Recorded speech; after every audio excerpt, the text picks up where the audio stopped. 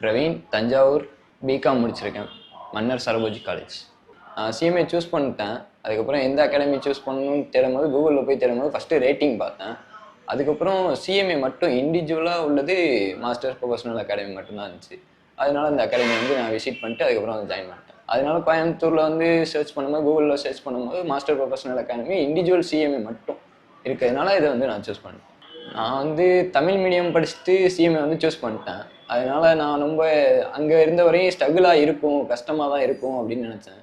இங்கே நான் master professional அகாடமியில் ஜாயின் பண்ணதுக்கப்புறம் அதெல்லாம் எனக்கு ஃபஸ்ட்டில் கொஞ்சம் ஸ்ட்ரகிளாக இருந்துச்சு. அப்புறம் போக போக சார்லாம் கொஞ்சம் மோட்டிவேஷன் பண்ணனால இப்போ எனக்கு ப்ரிப்பராக போயிடுச்சு. ஃபஸ்ட்டு நான் இங்கேருந்து கிளம்பி வந்தப்போ எல்லாருமே சொன்னாங்க, இல்லை அங்கே போய் தங்குறது உனக்கு கொஞ்சம் கஷ்டமாக இருக்கும், எப்படி தனியாக இருப்பேன் அப்படின்னாங்க. சார் சொன்னாங்க, இல்லை நீங்கள் அங்கேருந்து வாங்க, இங்கே படிக்கிற பசங்க கூட சேர்ந்து தங்கி படிச்சிங்கன்னா உங்களுக்கு கரெக்டாக இருக்கும் அப்படின்னாங்க. அதே மாதிரி நான் ஃபஸ்ட்டு ஒரு 2 நாள் தனியாக ரூம் எடுத்து தங்கியிருந்தேன். அதுக்கப்புறம் ஃப்ரெண்ட்ஸோடு சேர்ந்து தங்கினோன்னா இப்போ ஒன்றும் தெரில. படிக்கிற டவுட்ஸாக இருந்தாலும் ஃப்ரெண்ட்ஸோடு சேர்ந்து உட்காந்து நாங்கள் படிக்கிறதுனால எங்களுக்கு ஈஸியாக கிளியர் ஆகுது. அதனால் ஈஸியாக நான் ப்ரிப்பேர் ஆகிட்டு இருக்கேன். தனியாக கேட்டு போகும்போது சார் எல்லா டீட்டெயில்ஸுமே கொடுத்துட்டாங்க.